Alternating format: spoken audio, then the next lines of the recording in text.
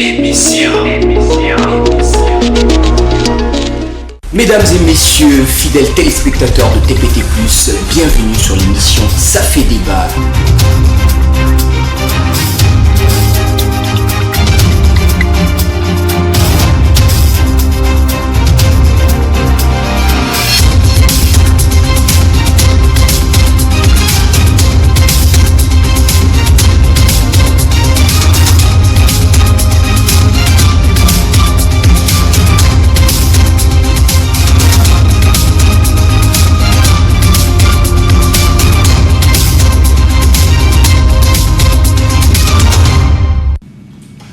Mesdames, Messieurs, un conditionnel de l'émission Ça fait débat, bienvenue sur ce plateau autour duquel les opinions et les points de vue se rencontrent, se mêlent et s'entremêlent en vue de faire jaillir l'essentiel de ce que vous êtes en droit de savoir. Aujourd'hui, nous traitons d'un sujet important, un sujet qui touche tout le monde, ou presque. Il s'agit donc du veuvage des veuves au Congo. Que dit la loi? Le veuvage des veuves au Congo.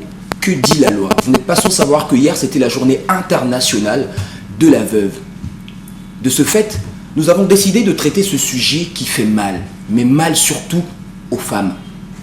Les femmes qui souvent sont maltraitées après la mort de leur conjoint ou de leur mari. Nous vivons ça au quotidien. Ça pourrait être le voisin, l'oncle, la femme de l'oncle, la femme de la tante, la femme, la femme de l'oncle ou la femme d'un ami, d'un frère. Aujourd'hui, nous en parlons. Je ne suis pas seul sur ce plateau. Je suis avec de belles personnes. De personnes qui vont aujourd'hui alimenter le débat. Avec lesquelles nous allons discuter de tout et de rien. De tout ce qui gravite autour de ce thème. Du veuvage des veuves au Congo. Que dit la loi? À ma droite, il y a Madame Jessica Mamoni Goma, substitut du procureur près du tribunal des enfants, président du cercle de réflexion contre les violences basées sur le genre. Et juste à côté d'elle, nous avons Monsieur Trésor Pabou Baki, qui est un acteur politique qui, sur ce plateau, nous servira de contrepoids. Alors, ceci étant dit, nous allons suivre un reportage qui a été réalisé par la rédaction de TPT+, précisément par l'homme qu'on appelle Chief Chivogo, qui est le directeur d'information de TPT+. Suivons ce reportage et ensuite, nous allons lancer les hostilités sur ce plateau. À cause de ceux et celles qui pensent que la tradition ou les coutumes donnent droit à maltraiter, brimer et appauvrir les autres, en effet, les veuves, il a été institué toute une journée internationale dite des veuves, célébrée tous les 23 juin de l'année, comme ce 23 juin 2021, par le système des Nations Unies, et ce, officiellement depuis 2010. Dans l'objectif de défendre et sensibiliser l'opinion publique en général et les belles familles en particulier sur les droits des veuves. Car la méconnaissance des textes juridiques qui protègent les veuves en Afrique en général et au Congo en particulier sont systématiquement bafoués par des hommes et des femmes sans foi ni loi. Pour le Congo, les textes relatifs aux droits des veuves sont contenus dans le Code de la famille. Hélas, très mal connu des Congolais et surtout des Congolaises, notamment des belles-sœurs des veuves. À raison peut-être parce que justement, ce code ne fait pas l'objet d'une quelconque vulgarisation par les autorités compétentes. Et même lorsque les familles, dont les méchantes et insatiables belles-sœurs et parfois beaux-frères de la veuve méprisent la loi pour assouvir leur envie de déposséder la veuve et même les orphelins des biens laissés par leur père au point de les chasser de leur héritage sans autre forme de procès, ces hors-la-loi ne sont jamais inquiétés dans ce pays. Tenez, au-delà des biens qu'ils héritent illégalement et illégitimement, lors des veillées mortuaires du défunt époux, la veuve subit un rituel des us et coutumes en vigueur dans certaines familles, en effet, de certaines ethnies congolaises, aux allures d'une brimade, d'une maltraitance. Des pratiques ancestrales dégradantes et honteuses, au point que tout se passe comme si c'est simplement pour les belles-sœurs, beaux-frères de la veuve et neveux du défunt, la promotion de la méchanceté, du mauvais cœur et de la haine envers les veuves et par ricochet les orphelins. Dans leur mauvais cœur, ils sont capables de vendre la parcelle, toucher la pension et arriérer de salaire. En effet, jouir des biens du défunt, même contre son testament, au su et au vu de tous. Voyant la veuve et les orphelins errer ça et là à la recherche d'un abri même de fortune, même lorsque le père a laissé une fortune. Les statistiques qu'on ne fait pas souvent dans notre pays devraient nous révéler que nombre de nos concitoyens sont aujourd'hui devenus enfants dits de la rue, malheureux et égarés simplement parce que les indécrottables belles-sœurs, beaux-frères et neveux les avaient dépossédés de leur héritage et très souvent au prix de la sorcellerie ou des pratiques mystico-traditionnelles d'un autre âge. Le principe du travail assure l'indépendance ne se trouve pas dans leur logiciel mental. Une reprogrammation mentale des belles-sœurs, beaux-frères et neveux du défunt est donc nécessaire, chères autorités compétentes, pour que vivent les veuves en République du Congo.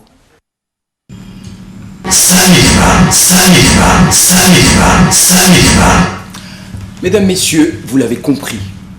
Les veuves, les femmes sont souvent victimes dans nos familles, victimes de la méchanceté, victimes de toutes sortes de choses qu'elles n'auraient pas fait quand son mari était vivant, qu'elle aurait dû faire mais qu'elle n'avait pas eu le courage ni peut-être l'occasion de faire. Et souvent à la mort du mari, on lui fait subir énormément de rituels, énormément de choses, souvent juste pour la brimer. Alors, je m'en vais poser la première question à Madame Jessica Mamoni Goma, qui est la substitut du procureur.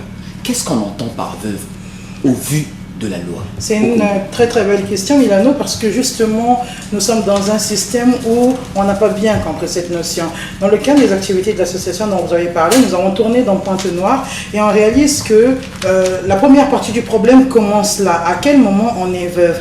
Le veuvage, en réalité, c'est un statut. Donc, au Congo, pour être veuve ou veuve, parce que c'est vraiment une question de genre, il faut être passé devant l'officier de l'état civil, voilà. Il faut avoir été marié et donc perdre son conjoint. Comme je disais, c'est une question fondamentale parce que nous avons énormément de couples, énormément de femmes qui se disent veuves alors qu'elles ne le sont pas. Pourquoi? Parce qu'un jour, elles ont été pré-mariées, ce qu'on appelle chez nous la dot. Ou le mariage coutumier. Oui, mais je n'aime pas utiliser cette expression de mariage coutumier parce qu'en réalité, le mariage coutumier, il n'existe pas au Congo. Il n'est pas prévu. Ce qui est prévu, c'est le pré-mariage qu'on a fini par appeler mariage coutumier. Donc, du coup, le Code de la famille parle bien du pré-mariage qui est célébré selon les coutumes. Et donc, du coup, c'est vrai que bon, ça fait cette tendance de mariage coutumier qui, en réalité, je le précise bien, n'existe pas. Et donc, du coup, plusieurs femmes, un jour, ont été dotées. Donc, il y a eu la cérémonie du pré-mariage et elles estiment qu'elles sont mariées. Et elles passent comme ça leur vie avec leurs compagnons. Ça dure parfois des années. Nous en avons rencontré qui ont fait 15, 20, 30 ans de vie comme ça, sous dot, sous pré-mariage, et quand elles perdent leur compagnon, elles pensent qu'elles sont veuves. Et c'est toujours très très difficile pour nous de leur rappeler qu'en réalité, au regard de la loi, elles ne sont pas veuves, parce que la veuve, c'est vraiment celle qui est passée devant l'officier de l'état civil et qui a perdu son conjoint. Alors, monsieur Pabou Mbaki, vous qui êtes acteur politique aujourd'hui, comment concevez-vous le fait que au Congo, étant une société bantoue, qu'on n'ait pas prévu le mariage coutumier dans le code congolais de la famille? Donc, la question, ce n'est pas que le code de la famille n'a pas prévu le mariage coutumier, mais sauf que le code de la famille est vague sur la question. Cette question. Parce voilà. qu'il y a un article, dont, si je ne me trompe pas, on doit être autour de 345, quelque chose comme ça, qui prévoyait que le mariage officiel, avant d'être institué, il faudrait d'abord que les parents de la dame puissent reconnaître qu'ils avaient reçu au moins 50 000 francs CFA faisant office du pré-mariage que nous appelons très couramment la dot. Et bien, partant de ce principe, je pense que la loi l'avait prévu, mais l'avait prévu à moitié. Pourquoi? Parce que ceux qui l'avaient écrit ne l'avaient pas écrit en prenant en compte les aspirations de notre société, mais l'avaient entre guillemets calqué par rapport à ce qui existe ailleurs.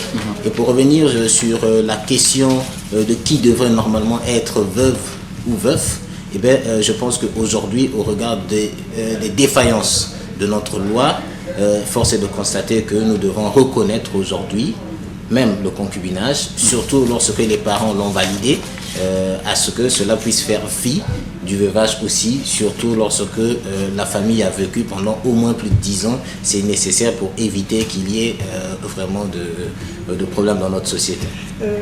Madame Jessica? Oui, je voulais réagir par rapport à cela, mais je pense que vous êtes déjà sur les propositions, honnêtement. Parce que, pour le moment, c'est le texte que nous avons. Et ce texte que nous avons là, il précise bien qu'en réalité, le pré-mariage est une étape pour aller effectivement vers le mariage. C'est une condition. La preuve, c'est que quand on se retrouve à la mairie, on pose toujours la question de savoir si la famille a bel et bien reçu les 50 000, le montant qui est prévu pour le moment.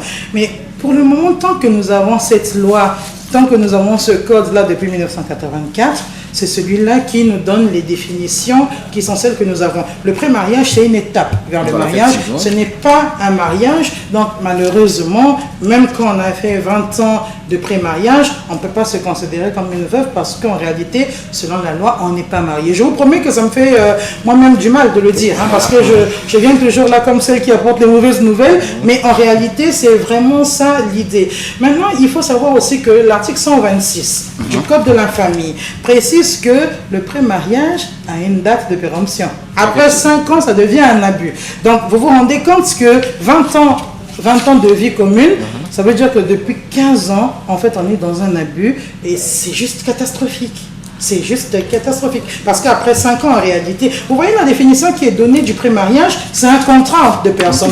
On s'engage pour pouvoir justement aller devant monsieur le maire. Et on dit justement que le pré-mariage prend fin par la célébration du mariage. Voilà la petite nuance qu'il y a. Mais pour le moment, non. On dit concubin. Oui, mais circonscrire la question suivant le mariage officiel, et bien, mais là, force est de constater que dans nos sociétés, la plupart des cas, je peux même dire que plus de 60% ou 70% des cas, ce sont normalement les veuves qui n'ont jamais vu monsieur le maire. Voilà. Et donc, dans ce cas, est-ce que nous devons traiter la question suivant les couples qui étaient présentés autrefois devant un maire, ou bien nous devons traiter la question par rapport à ce que nous considérons dans notre société comme étant une femme ou un homme qui a perdu son conjoint?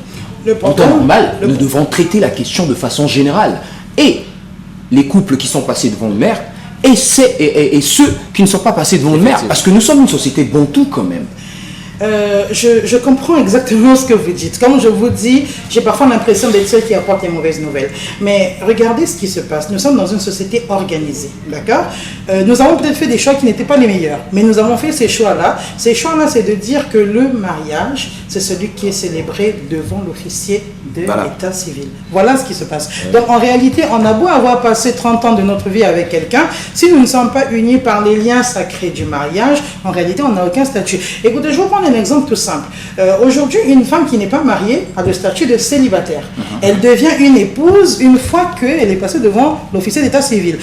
Ce qu'on a remarqué dans nos sociétés, c'est que parfois, même en tant que célibataire, on vous appelle par le nom de votre mari. Oui, vous êtes madame un tel, alors que vous n'êtes pas marié. C'est votre concubine, c'est votre concubin ou votre concubine. D'accord? Mais on n'a pas ce statut-là, en réalité, de mariage. C'est comme pour le veuvage, en fait. C'est un statut qui est conféré à celle qui a été emmenée devant l'officier de l'état civil. Alors, madame la procureure, qui a donc le droit de faire valoir ses droits aujourd'hui en tant que veuve? En réalité, j'ai envie de dire, c'est la famille d'abord. C'est d'abord la famille. Parce que, après le reportage qu'on a suivi tout à l'heure, on réalise que les problèmes viennent de la famille. Nous sommes là au niveau des instances que sont des institutions que représente la justice pour veiller à ce que la loi soit appliquée. Et le code de la famille, bien qu'il pose des problèmes, encadre quand même la condition de la femme, de l'épouse en tout cas, et donc celle qui deviendra veuve plus tard. Alors oui, donc la famille devrait veiller à ce que ce soit respecté, et nous évidemment, on a la force qu'il faut pour pouvoir imposer le respect de toutes ces normes-là prévues par le code de la famille. Monsieur Pont. Par rapport à ça, je m'inscris en faux en m'appuyant déjà sur le reportage, puisque dans le reportage, j'ai aimé la phrase qu'a eu à dire le reporter en disant que normalement, les officiers de la loi devraient s'atteler à sensibiliser nos familles. Sur le code de la famille notamment. Parce qu'avant de pouvoir l'appliquer, il faudrait d'abord que les uns et les autres soient informés de ce que est réellement notre code de famille et de ce que ce code nous dit.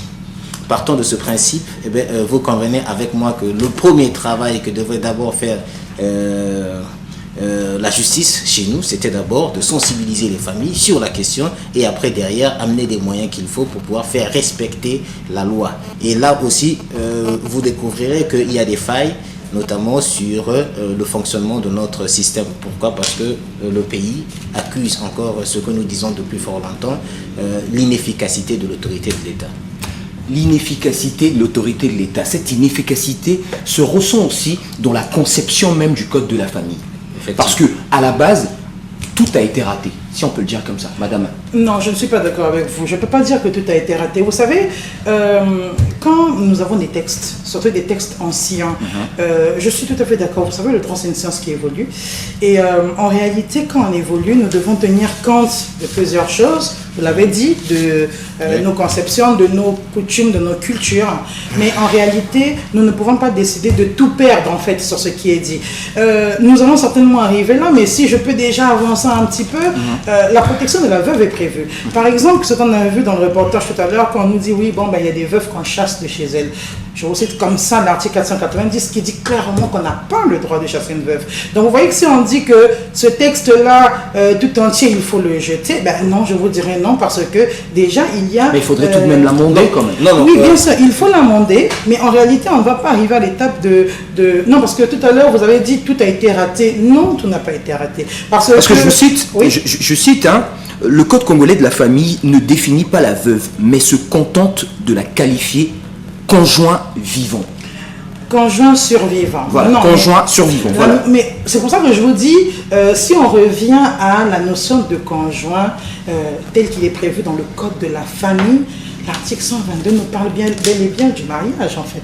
Oui, c'est ça l'idée. Donc en réalité, la veuve, elle est bien définie par rapport à ce texte-là parce que c'est celle qui se... Écoutez, quand on parle de mariage, le seul mariage qui est prévu chez nous, c'est le mariage devant l'officier de l'état civil. Donc c'est tellement clair en réalité, il suffit juste de, j'ai envie de dire, de s'imprégner de ce texte et de le comprendre. Le seul mariage prévu chez nous, c'est celui qui est devant l'officier de l'état civil. Mais là, il n'y a pas une uniformité avec ce qui est nos traditions, nos us et coutumes. C'est là où le bas blesse. Oui, effectivement, puisque dans ce code de la famille, qui est aujourd'hui en vigueur en République du Congo, eh ce code brille par l'incohérence vis-à-vis des réalités qui devaient normalement être émanées de notre société, donc de nos traditions, et aussi de la modernité à laquelle nous aspirons. Aujourd'hui, force est de constater, c'est vrai que la dame vient de citer un article parlant notamment qu'on ne pouvait pas chasser la veuve. Mais voilà, or, cet article, c'est bien, l'article protège bien la veuve, mais sauf que on pêche à quel niveau? On pêche dans le respect de la loi. Et ça, je pense que sans fausse modestie, le chef de l'État lui-même l'avait reconnu en disant que ce qui manque au Congo, ce n'est pas forcément les textes de loi, mais c'est le courage de pouvoir le faire appliquer. Donc aujourd'hui, force est de constater que sur cette question-là, les agents de la justice devaient normalement s'y atterrir, premièrement en sensibilisant les gens et deuxièmement en faisant respecter les textes. 80% des femmes qui ne sont pas allées devant monsieur le maire subissent des sévices de la part de leur belle famille. Et souvent, elles sont dépossédées de tout, même après 40 ans, 50 ans de mariage, au vu et au su de tous, sans que la loi n'intervienne. Et en pire encore, sans que les gens ne... En fait, autour, les gens ne sont pas au courant des législations, même du code de la famille. Nous faisons de la sensibilisation. D'entrée de jeu, je suis venu, j'ai commencé par vous dire que nous avons un problème. Ce problème-là, je vous en parle parce que je l'ai vécu moi-même. Nous avons tourné dans les arrondissements, dans tous les arrondissements de la ville, à la rencontre des femmes d'abord, celles qui sont veuves, enfin qui se disent veuves pour la plupart. Nous avons rencontré les chefs de quartier parce qu'ils sont les premiers au contact justement de la population. Nous faisons de la sensibilisation. C'est d'ailleurs pour ça que je suis là, vous le savez. Voilà. Mais ce que j'ai envie de dire encore par rapport à tout cela, en réalité ce problème doit être abordé sous deux angles. Le premier angle sera celui de la veuve, la vraie veuve, s'il faut le dire comme ça. C'est celle qui est officiellement mariée. Celle qui a été mariée officiellement, donc qui a perdu son conjoint. Et après, il faudra aborder l'autre aspect, ce sera celui de la femme prémariée, celle qui a vécu des années durant avec un compagnon qui est décédé. Mais quand on commence par regarder le cas de la veuve même, celle qui a été mariée, mais c'est celle qui subit tous En fait, toutes ces maltraitances, voilà. Elle est lavée dans des eaux sales, on rase la tête, elle doit s'asseoir dans un coin, elle subit toutes sortes de violences parce que, bon, souvent on l'accuse de sorcellerie, parce que, bon, il faut faire partir l'esprit du mari. Ça, c'est ce que vit la veuve, celle qui était légalement mariée. La veuve, selon la définition originelle. Mais quand on regarde la femme pré-mariée, mais elle vit les mêmes choses. J'ai envie de dire que pour elle, c'est pire parce que, d'une part, on lui fait vivre toutes ces maltraitances en lui disant, de toute façon, tu as vécu ici avec quelqu'un et tout ça. Et au-delà de ça, quand on arrive au droit de la succession, on va lui rappeler qu'en réalité, elle n'a droit à rien parce qu'elle n'a pas été légalement mariée. Donc, en réalité, c'est un problème sérieux. Moi, je pense qu'on pourrait plutôt aller dans le sens des propositions. Par exemple, on parle beaucoup de mariage traditionnel, ça n'existe pas. Pourquoi ne pas envisager de faire comme dans certains pays où le mariage traditionnel existe, il est prévu, où on donne à la dot un caractère juridique. Parce que regardez, tout à l'heure je vous disais que par exemple, au bout de 5 ans, ça devient un abus. Oui, donc la dot n'a plus de valeur. Mais si deux personnes font un projet en se disant, bon, on se marie dans 4 ans, nous sommes dans un monde imparfait, malheureusement, le conjoint il meurt. Comment cette dame qui survit est protégée? En réalité, c'est ça l'idée. Donc, du coup, oui, il y a des choses à refaire. Par exemple, pourquoi ne pas proposer cela? Quand on regarde notre texte, il dit que, voilà, après le pré-mariage, on autorise la jeune dame à habiter avec son compagnon. Ils vont habiter ensemble, ils vont faire des enfants, ils vont peut-être monter des projets ensemble aussi. Mais qu'est-ce qui se passe si le conjoint décède? Enfin, si le mari, le compagnon, le pré-marié décède? Voilà en fait des propositions qu'il faut voir. Mais sinon, pour revenir sur le cas des veuves en tant que telles, toutes les femmes sont victimes de maltraitances qui sont tout à fait horribles, comme on l'a vu dans le reportage. Et pour cela, la loi a prévu des choses. Maintenant, oui, vulgariser davantage, c'est vrai, parce que tant qu'on n'a pas encore modifié le code de la famille, c'est celui-là qui s'applique. Et le code de la famille, parfois, renvoie au code pénal pour engager des poursuites contre les familles. Maintenant, il faut avoir le courage, comme vous avez su le dire, pour nous d'appliquer, pour nous d'aller dans les familles et de peut-être mettre une sorte de division encore, parce que déjà, en faisant ce genre de choses, on met déjà une division dans la famille. Monsieur Pabou, alors, légaliser le mariage coutumier serait donc la solution pour éviter toutes ces maltraitances? Non, en fait, il faut distinguer les choses. Voilà. Autant je suis d'accord pour qu'on puisse légaliser le mariage coutumier, autant je m'inscris en faux. Pourquoi? Parce que je fais partie de ceux qui pensent qui appliquent et respectent la phrase disant que force reste à la loi. Donc si force reste à la loi, il faudrait qu'on soit d'accord. L'article 800 de l'actuel Code de la famille prévoit que les rites coutumiers les rites coutumiers de deuil sont volontaires et ils ne peuvent être imposés. Donc dans ce cas de figure, lorsque déjà le conjoint ou la conjointe survivante est encore en vie, refuse de pratiquer un certain nombre de rites, il faudrait que la loi puisse être amenée ou bien capable de pouvoir protéger cette dernière. Or, chez nous, qu'est-ce qui se passe? Aujourd'hui, on va vouloir amender la loi, c'est bien, mais il faudrait derrière qu'on puisse aussi l'appliquer. Or, qu'est-ce qu'il faut faire? Aujourd'hui, appliquons d'abord ce qui est là. Voilà. On est d'accord. Est-ce qu'on est d'accord? Donc, si on l'applique aujourd'hui, et après, dans 2 matins, travailler pour que le concubinage, par le biais de la dot, soit reconnu au même titre que le mariage officiel, je pense que ça sera une grande avancée pour notre société. Nous sommes tout à fait d'accord. En réalité, c'est ça. Hein. Il faut déjà appliquer ce qui est là. Vous savez, moi, j'ai même du mal avec cet article. Les articles 800 à 804, j'ai vraiment du mal. Ça fait partie de mon combat en tant qu'association. Parce que quand on dit les rites sont volontaires, voilà. Ça veut dire qu'on ne peut rien imposer à la veuve. Exactement. Mais vous savez qu'aujourd'hui, il y a des façons subtiles d'imposer des choses. Quand gentiment, on lui dit, bon, ben, de toute façon, vous savez, moi j'ai reçu des gens au tribunal où on nous dit, ah mais non, elle n'aura pas droit à ça parce qu'elle n'a pas fait, elle ne s'est pas laissé faire quand on faisait les rites. Non, vous voyez la pression quand même. Mais la loi est claire sur la succession. Non, mais moi je suis tout à fait d'accord. Voilà. Et les articles la précisent. Moi j'aimerais qu'à la langue, en fait, après ça c'est comme je vous dis, c'est mon combat, j'aimerais que ces choses-là soient complètement abolies. Parce que quel est l'intérêt de faire subir ces rites-là à une femme qui est déjà vulnérable du fait de son statut?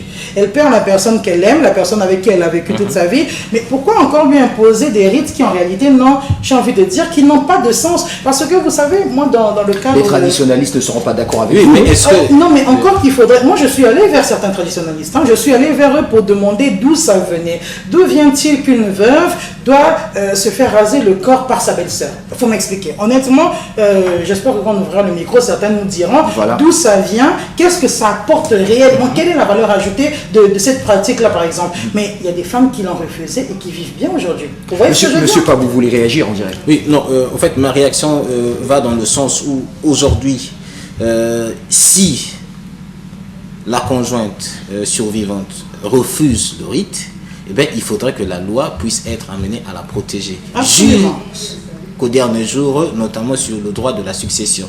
Eh bien, si déjà on part sur ce principe, je pense que... Malheureusement. Oui. Malheureusement. Non. Et puis, parce que même aujourd'hui, proposer qu'on puisse supprimer ces articles-là, c'est bien, mais rien ne garantit que derrière, lorsque nous serons face au cas précis, eh bien, ces pratiques ne seront pas appliquées. Donc, il faudrait que la loi... Vous savez, excusez-moi, je vous interromps un peu comme ça. Il y a des femmes qui sont volontaires. Hein. Moi, j'ai discuté avec des femmes qui me disent, écoutez, il y a même une pratique chez nous là où on doit payer pour l'enterrement. Voilà. D'accord? Ah oui, donc on donne des montants assez exorbitants pour dire il faut qu'elle paye pour... on exige même d'enterrer le mari. On exige d'enterrer le mari. Moi, j'ai rencontré une dame qui me dit, honnêtement, pour moi, c'est pas un problème, c'est l'homme que j'ai aimé, je veux donner tout ce qu'on me demande. D'accord? Mais autant, moi, j'ai demandé, mais c'est écrit où, en fait? Moi, j'aimerais bien, hein, vous voyez, moi, je parle, parlons droit, parlons vrai. Où est-ce que cela est écrit? Parce que, bon, encore, c'est tout à fait normal, j'ai envie de dire, c'est quelqu'un qui est décédé, il y a la famille, forcément, de la femme qui participera, mais lui, imposer ça avec des sous-entendus qui arrive à la déstabiliser davantage alors qu'elle est déjà dans une situation difficile, ça, ce n'est pas normal. En fait, il faut qu'on arrive à se dire les choses clairement. Je pense que si on veut changer un système, on veut bouger les choses, il faut qu'on puisse toucher réellement du doigt ce qui pose un problème. Quand je vous parle, je vous parle vraiment de l'expérience que j'ai sur le terrain, de l'expérience que j'ai en communiquant avec les veuves. Mais elles sont malheureuses. Mais vous imaginez un peu, je me souviens quand on a eu cette discussion avec des hommes, parce que nous parlons de la journée de la veuve, mais il y a des hommes aussi, hein, qui sont victimes de certaines violences. Voilà. Et je me souviens qu'on était avec plusieurs hommes, et quand on a parlé justement de cette histoire, par exemple, du rasage du corps, et on dit, mais vous savez, vous aussi les hommes, quelqu'un peut le faire, il y a un homme qui fait, mon beau-frère, il va me toucher, moi là, il va me raser. Vous voyez la réaction? Parce que c'est dégradant. Laver des femmes dans des eaux sales. Vous avez, j'ai entendu une phrase il n'y a pas longtemps, ah mais de toute façon on va te raser jusqu'à ce que tu te blesses. Mais c'est de la méchanceté en fait. Oui, et quel est l'apport réel, même traditionnel? Vraiment, j'attends les réponses qu'on dise, ah mais oui, écoutez, selon la coutume ça a donné ça, ça a produit tel effet tout à fait positif, et donc du coup les veuves sont meilleures après ça. Vraiment, j'attends les éléments. Mais sinon, le code de la famille renvoie, quand on regarde les articles 800 à 805 notamment, renvoie au code pénal. Donc nous, on peut engager des poursuites pour violence et voies de fait, pour CBV, pour... Voilà, nous pouvons absolument engager des procédures. Maintenant, il faut savoir comment une certaine pression aux femmes pour ne pas qu'elles viennent porter plainte. Mais bon, de plus en plus, maintenant qu'on en parle, les femmes viennent, mais quand on regarde le nombre de personnes qui subissent ces choses-là, et le nombre de personnes qui viennent au tribunal, il y a un grand fossé, il faut se le dire. Alors, monsieur Paboumbaki, vous qui êtes acteur politique, au regard de tout ce qui s'est dit sur ce plateau, on remarque quand même que la loi est faible à quelques niveaux. Parce que déjà, on prévoit qu'on ne peut pas imposer ces rites. Mais sur le terrain, on voit des gens qui les imposent, mais sans qu'il y ait des effets, sans qu'il y ait quelqu'un qui dénonce, sans qu'il y ait la loi qui rentre en ligne de compte. Non, en fait, il faut dissocier les choses. La loi n'est pas faible, voilà. Mais c'est plutôt l'absence des auxiliaires de la justice et de la loi qui ne se fait pas observer au niveau des familles lorsque ces genres de cas se présentent à nous. Et donc par rapport à ça, la question est simple. Aujourd'hui, le courage dont avait demandé le chef de l'État, il faut pouvoir non seulement l'adopter à toutes les échelles, à tous les niveaux, donc notamment même les citoyens dans les quartiers, parce que ces questions-là sont des questions fondamentales. Lorsque ce genre d'injustices sont observées autour de nous, il faudrait que chaque personne, donc chacun de nous, soit à mesure de saisir l'autorité compétente. Exactement. Pour pouvoir régler la question. Ça, c'est la première des choses. La deuxième des choses, certes, il faudrait aussi qu'on puisse apporter beaucoup plus des moyens à ces auxiliaires-là afin de pouvoir faire leur travail, même à travers des des descentes inopinées parce que...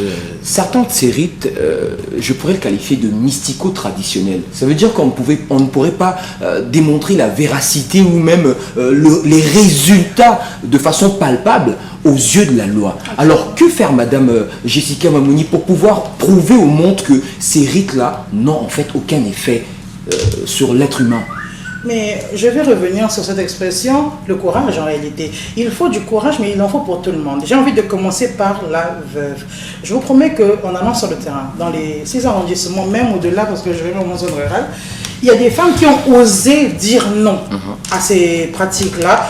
Elles sont là, elles se portent bien. Il y a des femmes qu'on a menacées. J'ai reçu une femme à mon bureau qui me dit qu'elle a eu un serpent même qui est apparu dans sa maison, mais en fait elle a compris que c'était des manipulations un peu très compliquées de sa belle famille. C'est vrai, on va peut-être vous faire peur, on va vous faire paniquer, mais en réalité, tant que vous êtes dans votre bon droit, j'ai envie de dire, il faut faire confiance à des autorités plus supérieures encore. Ça, c'est vraiment un des aspects les plus fondamentaux. Maintenant, après, ce qu'il faut dire, c'est que pour revenir au courage, il y a aussi, comme a su le dire notre responsable politique, hein, voilà. que Monsieur Papou Maki, il faut que ça vienne de tout le monde. Souvent, nous, on a tendance à regarder les choses de loin, alors que l'idée bantou même, c'est d'être ensemble. On se dit, ah bon, ça se passe là-bas, moi je n'interviens pas, ça ne me regarde pas. Alors que j'ai envie de rappeler que par exemple la police ou le ministère public est saisi par plainte ou dénonciation. Vous pouvez juste signaler et nous, on va intervenir. Nous avons fait des descentes, nous sommes allés sur le terrain. C'est arrivé quand nous informe qu'il y a une situation avant vous-même, nous sommes allés sur le terrain parce que bon, on nous avait signalé. Donc du coup, voilà. Il faut que ce soit vraiment une action ensemble, qu'on se dise ça n'arrive pas qu'aux autres en réalité. Et si on prend cette question à cœur, justement on peut faire bouger les choses pour tout le monde en fait. C'est-à-dire que ça peut être vraiment dans chaque famille, mais vraiment tout le monde y trouvera son compte. Les femmes se plaignent de ces actes dégradants, de ces actes qui touchent à leur dignité, qui touchent à leur personnalité. Parlons-en, signalons, agissons. Effectivement, oui, je pense que quand les personnes verront que la justice condamne certains actes dans ce sens-là, oui, peut-être qu'elles retrouveront confiance en nous et en nos institutions.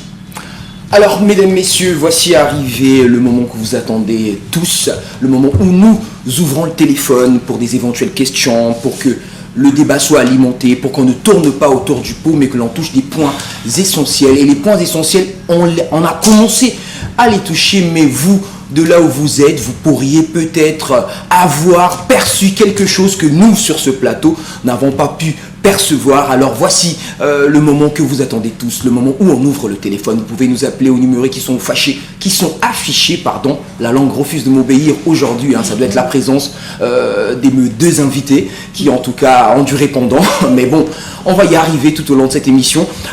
Vous pouvez nous appeler aux numéros qui sont affichés au bas de vos écrans afin de pouvoir intervenir et nous faire part de votre avis, mais aussi poser les questions que vous voulez à Madame la procureure, parce que vous êtes nombreux et nombreuses à vivre ce genre de choses, mais souvent vous n'avez pas le courage de le dénoncer, souvent vous n'avez pas les armes du point de vue juridique pour pouvoir aller au combat, si je peux m'exprimer comme ça.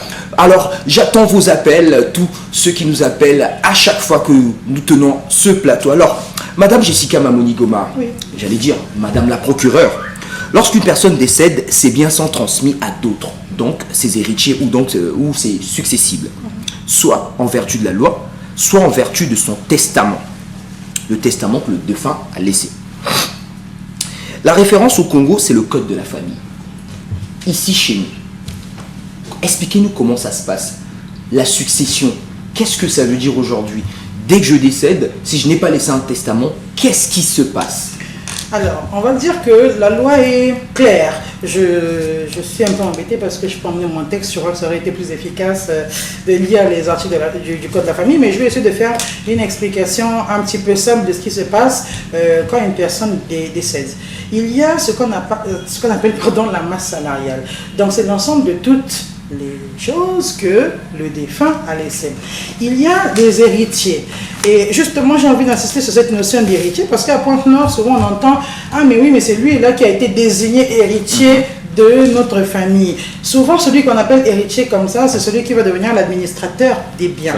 Alors, le gestionnaire. Le gestionnaire. Donc, il faut savoir que héritier, ce n'est pas une personne, mais héritier, c'est l'ensemble des personnes qui viennent à la succession quand une personne est décédée. Donc, dans les héritiers, on va commencer par les héritiers. Les héritiers principaux, ce sont les enfants. C'est pour cela que vous voyez, quand une personne a laissé une pension, notamment de l'argent, on parle de ce calcul que tout le monde connaît ici, hein, les 50% pour les enfants, les 30% pour la veuve et les 20% pour la famille. Donc en réalité, vous voyez que les enfants, la veuve, la famille, frères, sœurs, père, mère, toutes ces personnes-là sont cousins, cousines, toutes ces personnes-là sont des héritiers. Maintenant, il y a des degrés de personnes qui viennent à la succession. Donc il y a des héritiers qui sont, je vais dire, un peu plus proches que d'autres. Par exemple, un cousin lointain ne viendra pas s'il y a un frère qui est là.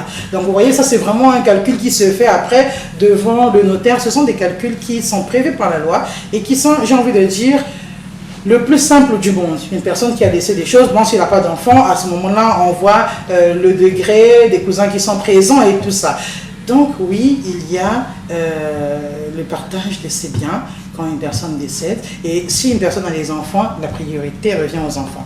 Maintenant, vous savez, c'est un chapitre qui est très long, mais je vais essayer de vous dire comme ça des choses assez rapidement.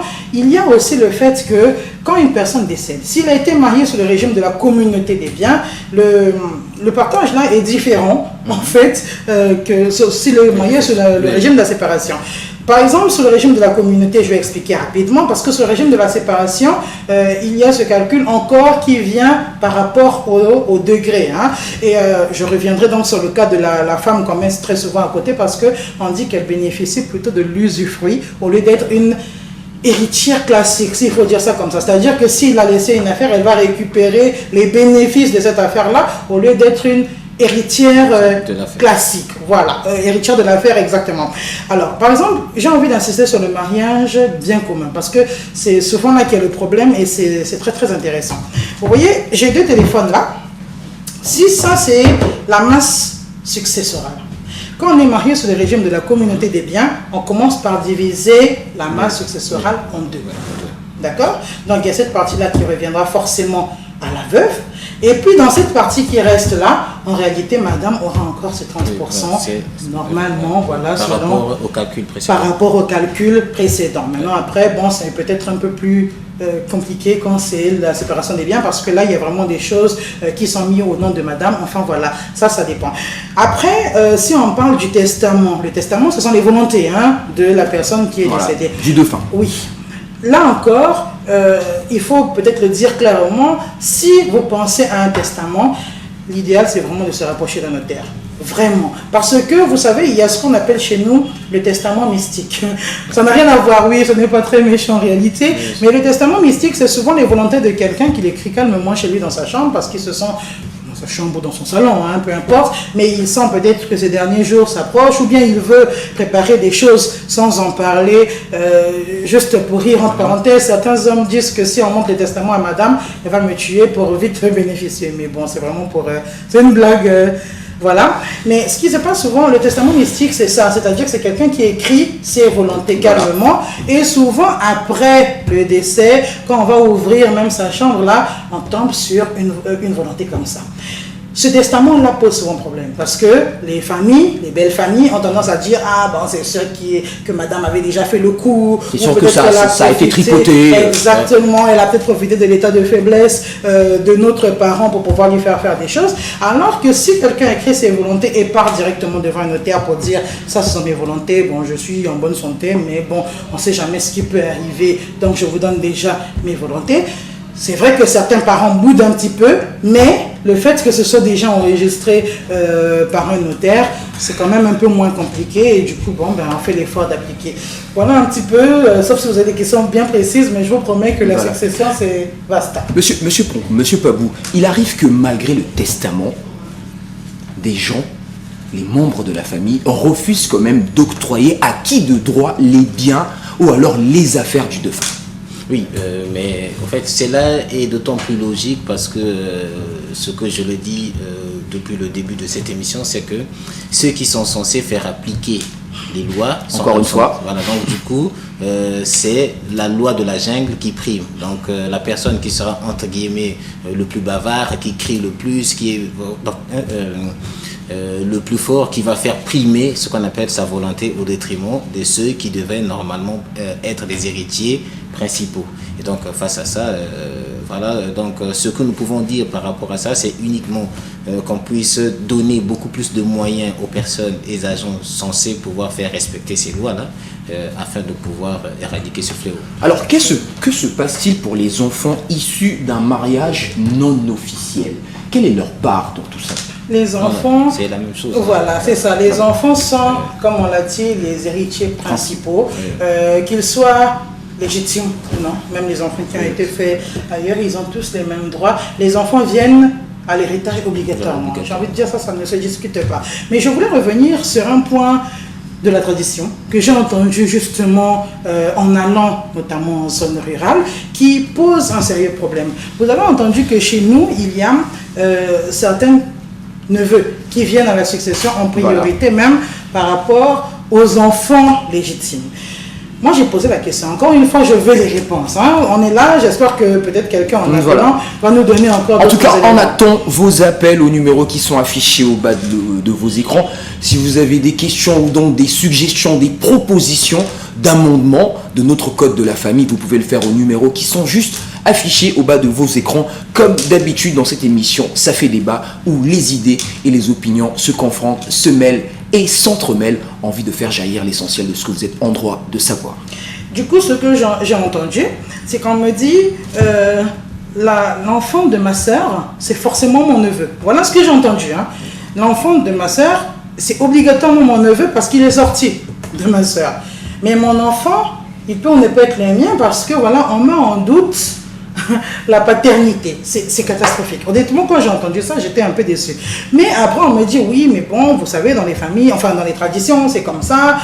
Quand on parle justement de cette notion de matriarcat, de patriarcat, et voilà ce que ça donne. Ça veut dire qu'on remet en cause la fidélité d'une femme en se disant qu'elle a peut-être ramené un enfant qui n'est pas celui de leur frère. Donc du coup, le neveu passe en priorité. Voilà. Mais voilà quelque chose encore qui est basé sur nos traditions qui devrait être amélioré. Sincèrement, les enfants devraient rester la priorité. Et puis, de toute façon, l'idée du code de la famille, c'est de faire bénéficier la famille aussi à 20%. Donc voilà, un homme qui travaille dur, sa priorité, excusez-moi, ne peuvent pas être ses neveux, ce sont ses enfants d'abord, en tout cas s'il en a. Les neveux viendront après. C'est l'ordre logique des choses. Ce n'est pas qu'on n'aime pas les neveux, mais non, c'est juste que les choses doivent être tout à fait logiques. On ne peut pas justifier ça comme ça. Non, c'est pas vous. En fait, c'est pour ça que depuis le début, on dit que nous avons calqué notre loi indépendamment des réalités de notre société, puisque nous sommes dans un pays... Nos réalités socio-culturelles. Voilà, nous sommes dans un pays qui a normalement deux systèmes. Nous avons un système patriarcal et un système matriarcal. Dans le système matriarcal, la succession se fait de l'oncle à neveu et ainsi de suite. Parce que la traçabilité sur ce que signifie le sang de la famille reste fière. Pourquoi? Parce que ma sœur va me donner par exemple des neveux dont je suis sûr que ces neveux sont issus ou portent le même sang que moi.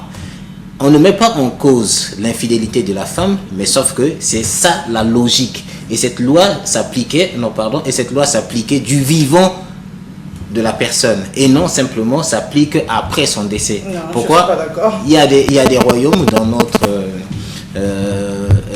on apprend des choses sur cette émission. Voilà. Vous voyez, hein? Il y a des royaumes en Afrique ou bien un peu partout dans le monde où les droits de succession se passent de l'oncle à neveu. Donc il faudrait aussi que dans le futur code que nous devons aujourd'hui proposer, prendre en compte ces deux particularités pour pouvoir faire jaillir une seule particularité qui va tout globaliser. Pourquoi ce serait logique justement? J'ai du mal moi avec cette logique. Et effectivement, je vous ai dit, hein, moi je suis allé, j'ai posé des questions, j'ai eu cette réponse-là que vous me confirmez. Donc c'est vraiment comme ça qu'on pense chez nous. Mais si je suis sûre que là ce sont mes neveux, ça veut dire que mes enfants, moi j'en suis pas sûre. L'expression qu'on m'a même dit c'est papa peut-être, maman peut-être. Papa peut-être, un truc comme ça, voilà, une chose de ce genre-là. Oui, mais lorsque vous allez dans des familles, dans nos villages, vous allez vous rendre compte que la succession, dans certaines familles, notamment dans le sud, dans la zone sud, c'est que ça se fait de l'oncle à neveu. Alors, Ça ne se fait jamais. Du parce coup, que, là encore, ça veut dire que vous avez du mal avec cet aspect du code de la famille qui dit que les enfants doivent avoir 50%. non, en fait, on n'a pas du mal. Mais qu'est-ce qu'on dit? On dit que le code de la famille a été calqué par le modèle français, puisque le modèle français est typiquement patriarcal. Voilà. Voilà. Là-bas, vous n'allez nulle part voir le cousin venir, par exemple, dans l'ordre de succession avant Avant le fils, voilà, avant l'enfant de la famille. Or, par contre, dans certaines réalités, dans certains peuples du Congo, eh bien, nous avons cette poche qui dit que la succession doit se faire de l'oncle à neveu ou de nièce, et ainsi de suite. Alors, on est le neveu, on est forcément le neveu de quelqu'un.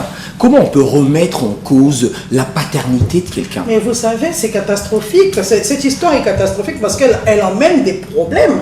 Il y a des neveux justement qui viennent pour dire aux enfants, de toute façon c'est moi qui vais hériter, donc profite tant que ton père est vivant. Mais c'est catastrophique, on ne peut pas soutenir ça. C'est vraiment, enfin après moi je donne mon point de vue. Hein. Les gens sont majeurs et vaccinés, ils font ce qu'ils font, mais après encore une fois, nous allons être d'accord sur une chose, il faut avoir le courage de dénoncer certaines choses. Oui, quand ça ne va pas, oui. ça ne va pas. Effectivement. D'accord ? Et quand ça pose problème dans la famille, il faut absolument que l'on puisse régler ce problème-là. On ne peut pas faire passer le neveu en priorité. Vous savez, je ne vais pas vous poser la question à vous, messieurs, mais je l'ai posée à certains hommes. Aujourd'hui, vous, en tant qu'homme, on vient vous dire, vous êtes en train de travailler, vous avez des enfants et tout ça, mais vos enfants ne vont pas hériter parce que, vous savez, vous n'êtes peut-être pas leur père, hein, mais vos neveux, vous en êtes sûr. Mais ces hommes-là, on dit, c'est pas possible, on travaille pour nos enfants. Vous voyez ce que je veux Oui, dire? je suis Donc, à un d'accord. moment donné, Oui. quand ça ne va pas, il faut être d'accord pour dire, là, nous avons un sérieux problème, on ne peut pas justifier le matriarcat en disant... Alors on demandera à tous les pères de faire un test de paternité. Mais bien sûr. Non, la je question, suis allé la raisonner question- comme ça. La question n'est pas de faire des tests de paternité pour s'assurer que les enfants sont bel et bien dans le monde. Non, c'est une culture que nous avons dans certains coins et recoins de notre pays. Voilà. Si vous voulez comprendre cette question, vous devez d'abord étudier comment Le ça se fonctionnement passait dans les cours de certains royaux chez voilà. nous. Voilà, vous allez voir comment ce que, par exemple, le roi traitait ses invités. Ce n'est pas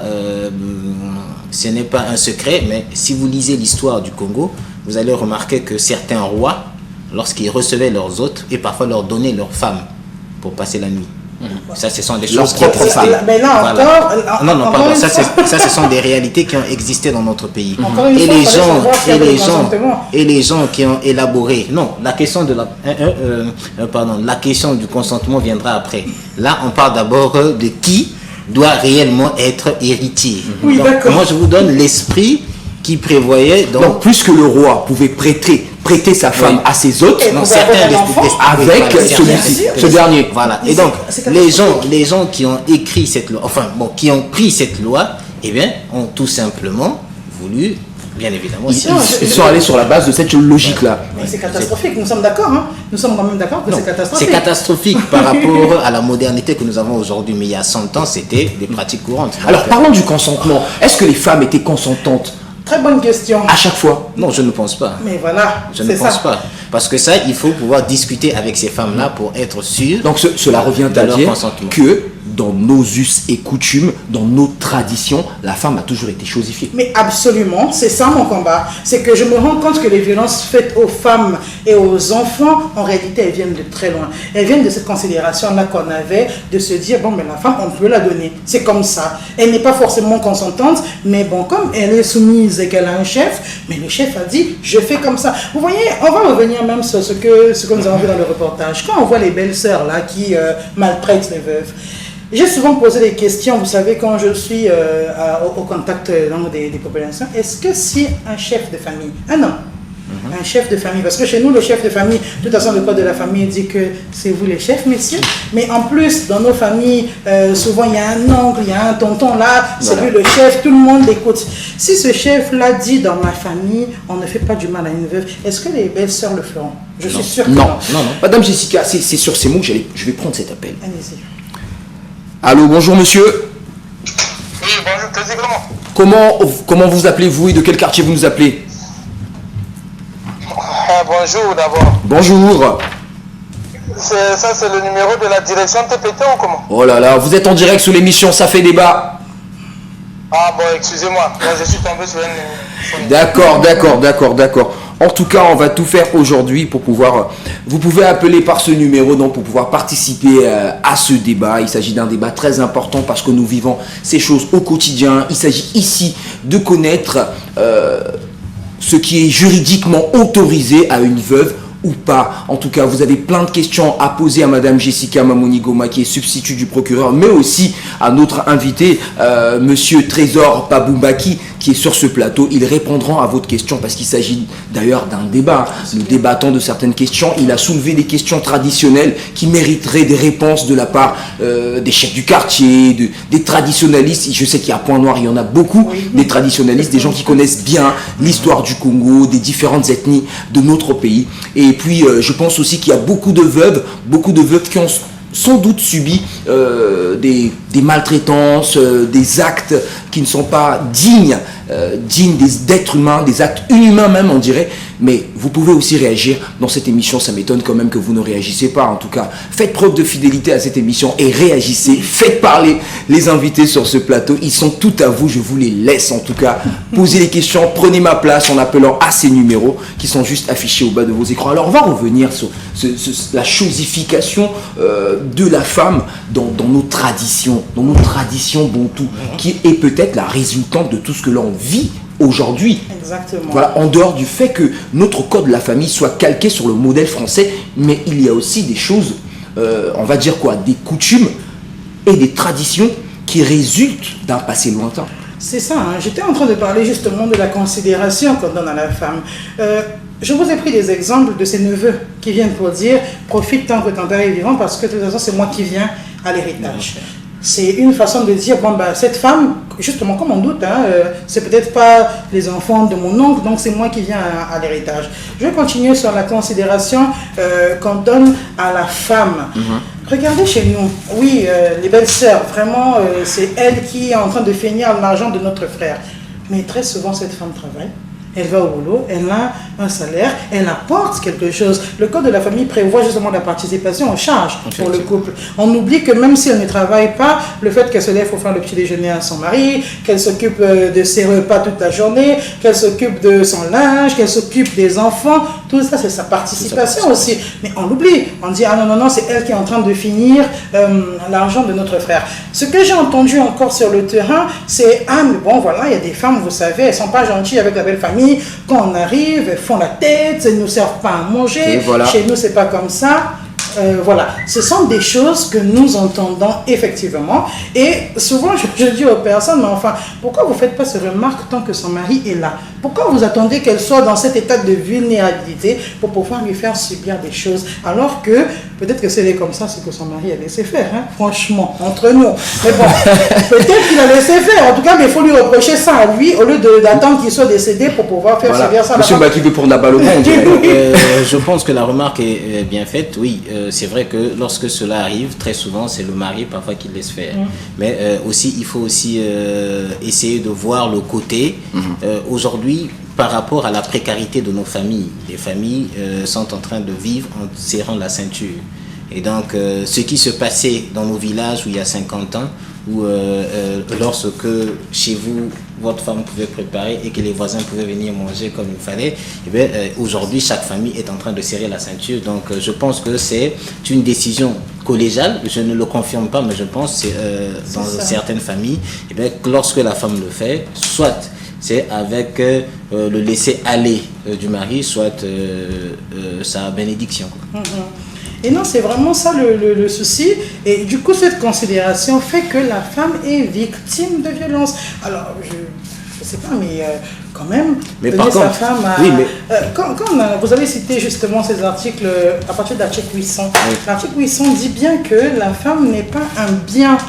Oui, l'article 799. Voilà, 799. Donc voilà, je suis allé après. L'article 799 dit que la femme n'est pas un bien à céder. Mais pourtant, dans nos sociétés, on parle du mariage léviratique. Là encore, on nous dit, bon, ben voilà, le frère il est mort, donc on donne la femme à son... Oui, mais c'est pour ça que dès le début, on a pointé du doigt l'incohérence du code.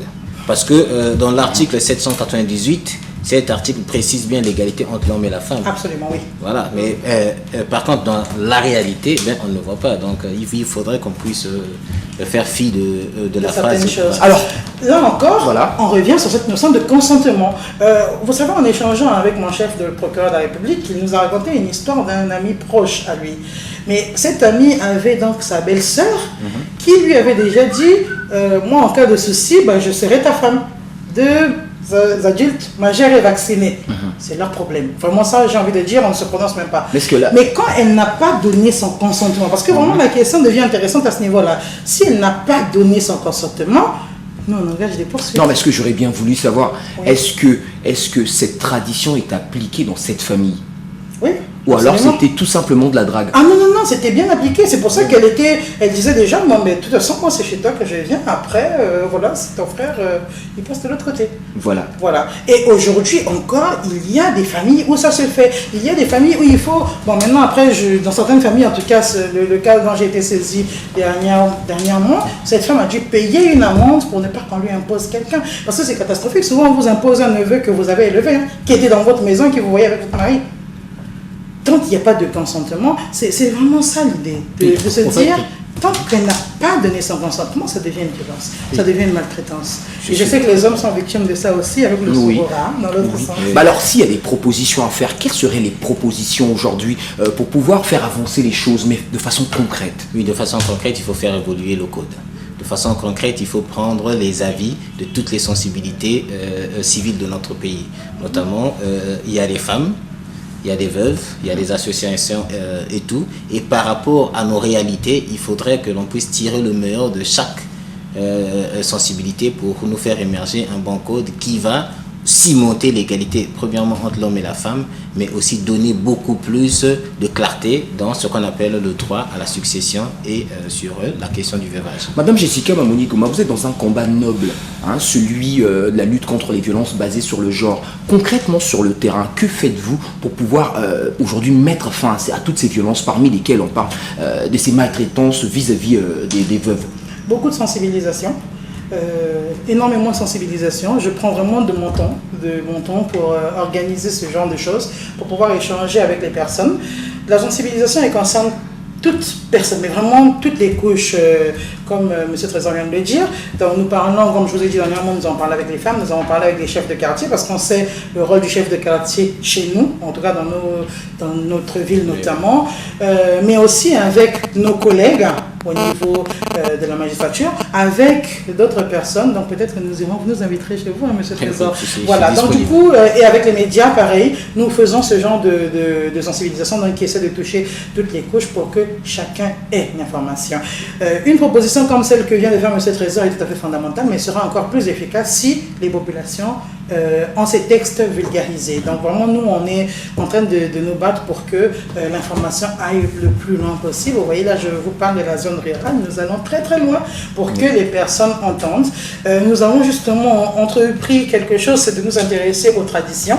Parce que, comme on disait tout à l'heure, changer le code, oui, on ne va pas le changer complètement parce qu'il y a des choses à rattraper. Il y a des traditions chez nous qui ont une explication. Justement, on veut comprendre ces explications-là et essayer de savoir si c'est toujours efficace aujourd'hui ou pas, si ça cause des violences envers les femmes ou pas. Donc nous sommes vraiment en train de faire aussi ce travail de recherche-là et nous espérons que ça va bouger les choses en fait. En tout cas, mesdames, messieurs, le veuvage des veuves au Congo, que dit la loi? C'est cela le thème autour duquel nous sommes en train de débattre aujourd'hui. Vous pouvez réagir en appelant les numéros qui sont affichés au bas de vos écrans pour éventuellement poser les questions à madame la substitut du procureur qui est là, qui est apte et ouverte à vous répondre à toutes vos questions.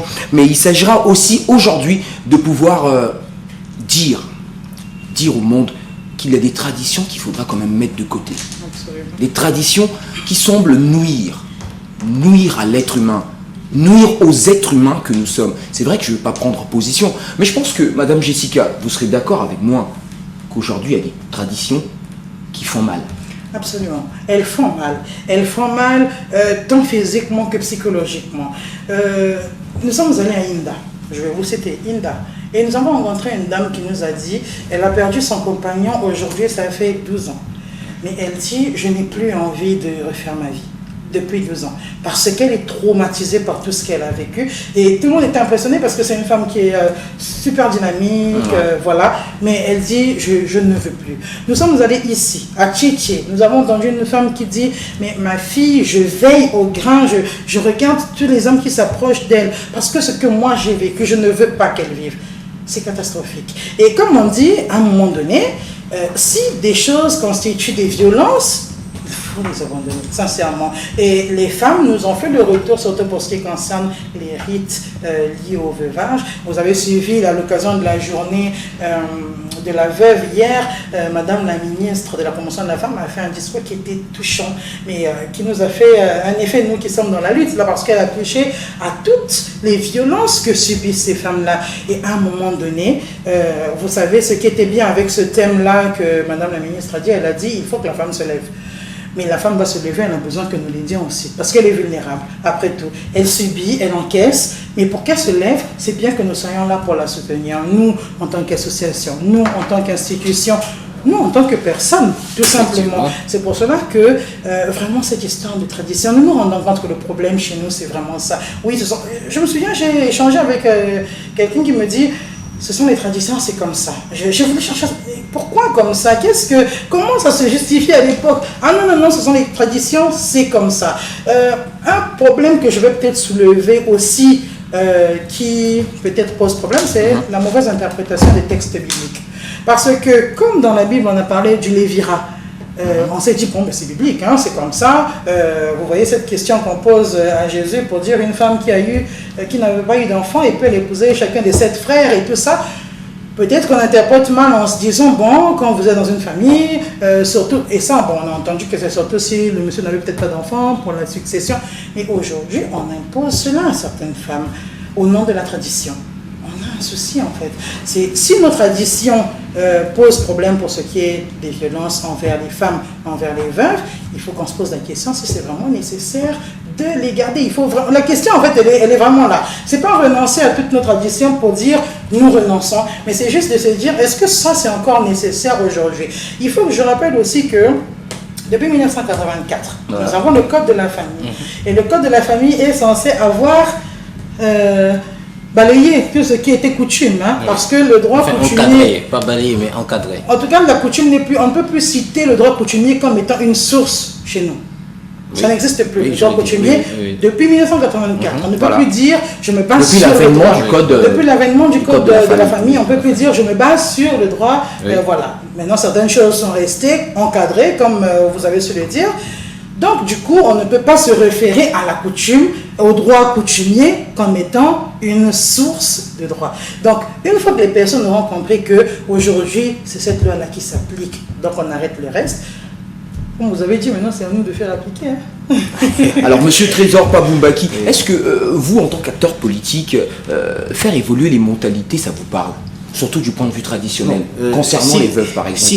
Si nous voulons avoir une société beaucoup plus moderne, une société qui aspire réellement aux attentes du 21e siècle, oui, il faut faire évoluer non seulement nos lois, mais aussi les mentalités de nos populations. Et cela passe premièrement par la sensibilisation. Donc les acteurs politiques doivent se mettre ensemble avec tous les acteurs spécifiques dans les différents domaines, notamment les ONG, les associations, pour pouvoir sensibiliser les populations sur le contenu de nos textes et la nécessité de pouvoir les faire appliquer sur le terrain. Alors souvent quand on parle de sensibilisation, les gens visent le plus souvent les femmes intellectuelles, on oublie celles qui ne sont pas allées à l'école, celles qui ne sont pas forcément lettrées. Et aujourd'hui, est-ce qu'il faut sensibiliser toujours ces femmes qui viennent à ce genre de réunion ou alors aller un peu plus loin et sensibiliser tout le monde, même les hommes aussi, parce que les hommes aussi sont victimes de ce genre de maltraitance? Oui, je suis d'accord, mais sauf que je ne partage pas l'idée où les sensibilisations doivent se tenir en un seul endroit. C'est aux personnes censées pouvoir sensibiliser d'aller vers les populations et leur faire comprendre le contenu de la loi et non attendre que les populations viennent. Parce que chez nous, très souvent, on ne va pas vers ceux qui sont censés nous donner l'information pour être mieux imprégnés et pouvoir le faire appliquer. Donc il faudrait que ça soit les acteurs du domaine et les hommes politiques, tout le monde, l'élite je veux dire, qui descendent sur le terrain pour échanger avec les populations, leur faire comprendre que telle ou telle pratique ne correspond plus à nos aspirations d'aujourd'hui et de demain, donc il est nécessaire que l'on puisse changer. Je suis assez d'accord avec vous, mais je voulais peut-être ajouter le fait qu'il faudrait aussi, justement, en changeant les mentalités, pousser les personnes à aller aussi vers l'information. Moi, je suis tout à fait d'accord d'aller vers les personnes. La preuve, c'est que personnellement, je le fais avec l'association, avec certains collègues, tout comme vous le faites aussi dans votre combat politique. Mais après, vous voyez, quand Madame la ministre dit aux femmes, levez-vous, vous voyez, c'est qu'il y a quand même une action qui doit venir aussi des femmes, des hommes. Mais la question qu'il faut se poser, combien de femmes ont suivi ce discours? Écoutez, il est passé sur les chaînes nationales. Voilà. Voilà. Mais maintenant, c'est à nous de continuer à oui, en parler. Je pense que Il faut amplifier sur les réseaux sociaux, Absolument. il faut aller, comme disait monsieur Paboumbaki, il faut aller un peu plus loin, il faut descendre dans les quartiers, il faut Absolument. sensibiliser à grande échelle. À grande échelle. Et il faut vraiment qu'on montre que... moi, j'ai eu l'occasion hier de participer à une activité et de dire à certaines femmes que c'est vrai, c'est dur. Vous avez perdu votre conjoint, mais en réalité, il faut prendre courage et se lever. Parce qu'il y a les enfants qui sont là. La journée d'hier, c'est la journée de la veuve et de l'orphelin. Il y a des enfants dont il faut s'occuper. Ouais. Il faut qu'elles se reprennent en main, en fait, pour pouvoir s'assumer, être autonomes. Vous voyez le constat qui avait été fait, justement, par ONU Femmes sur la condition de la veuve. Voilà. C'était qu'il y en a tellement qui, comme après, elles ne font plus rien, elles se retrouvent dans une misère pas possible. Alors qu'en réalité, si elles commencent à se prendre en main, si elles commencent même à agir en coopérative, si elles commencent à faire des choses, elles deviendront autonomes et elles seront un peu plus détendues. Donc en réalité, l'idée c'est vraiment de, oui, nous allons vers elles, mais d'autre part, mesdames, il faut vraiment vous bouger pour qu'on avance ensemble en fait sur ces choses-là. Alors pour chuter, quelles sont les voies de recours aujourd'hui? À qui doit-on s'adresser quand on est victime de ce genre d'acte? La police, la gendarmerie, le parquet de la République. Là, c'est vraiment pour l'aspect pénal, donc tout ce qui fait mal, là, toutes les maltraitances sur le corps, sur la dignité et tout ça. Donc, vous voyez, on a des infractions, on pourra qualifier par rapport au code pénal, au code blessure volontaire, violence et voies de fait, atteinte à la pudeur. Enfin, on peut trouver des choses. On peut vraiment trouver des choses. Viol même. Quand justement on oblige une relation sexuelle, parce qu'il y a des cas comme ça, on oblige une relation sexuelle, il n'y a pas de consentement, donc on peut aller... D'ailleurs, en parlant de ça, il y a certaines coutumes qui demandent à l'homme ou à la femme, donc au veuf ou à la veuve, de pouvoir avoir une relation sexuelle avec quelqu'un, juste pour faire partir l'esprit de son mari. C'est ça, Et se fait. une seule fois, Oui. une personne qu'elle ne connaît pas, qu'elle ne reverra plus jamais. C'est ça, exactement. C'est pour ça qu'on dit que là, on peut engager des procédures pour viol.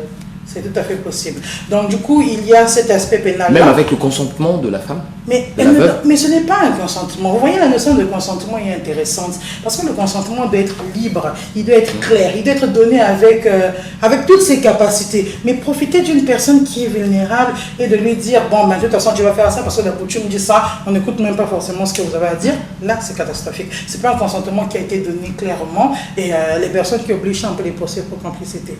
Donc voilà, ça c'est vraiment l'aspect pénal. Après, pour ce qui concerne l'aspect civil, c'est quand on vient justement, notamment à la succession, quand il faut faire des procès verbaux, il faut les faire homologuer. Ça, c'est le tribunal civil, donc il y a le tribunal de grande instance. Sinon, on a des tribunaux d'instance, Tchétché, Luangili, Inda, Tchambanzassi. Voilà, ce sont des tribunaux de proximité où justement les personnes peuvent aller pour ces procédures-là.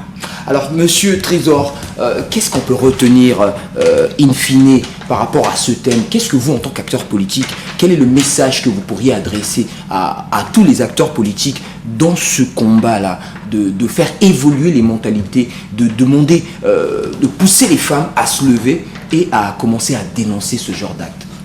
D'abord, ce que je vais porter comme message, c'est de pouvoir demander à tout le monde, donc à celles et ceux qui mènent un combat politique, de pouvoir inscrire dans leur logiciel ou dans notre logiciel politique que l'égalité entre l'homme et la femme doit être effective.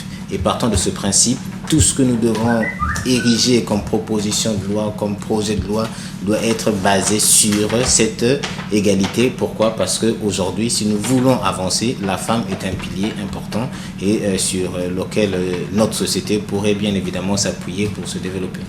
C'est tellement bien dit ça. Voilà. Ça nous rassure. Ça me rassure. Oui. En tout cas, mesdames, messieurs, j'aurais bien voulu avoir des questions venant de vous, mais malheureusement, personne n'a appelé aujourd'hui. C'est peut-être par rapport à la hauteur du sujet, je ne sais pas. Mais j'espère que prochainement, il y aura beaucoup d'appels et les gens réagiront à travers cette émission comme d'habitude. Je remercie toute l'équipe technique qui a fait des pieds et des mains pour que cette émission soit réalisée aujourd'hui. Je remercie Madame Jessica Mamoni-Goma, qui est la substitut du procureur près du tribunal des enfants, président du cercle de réflexion contre les violences basées sur le genre, d'avoir disposé de son temps pour venir sur ce plateau et répondre à mes questions. Merci à Monsieur Trésor Pabumbaki d'être aussi venu, parce que sans doute il avait beaucoup d'occupations, mais il a quand même tenu à venir sur ce plateau. Merci beaucoup à vous, et en tout cas merci à tous les téléspectateurs qui ont suivi cette émission, et j'ai apprécié la qualité du débat. On se voit très très prochainement, sans doute mardi à 15h15 pour un autre thème. Ciao ciao.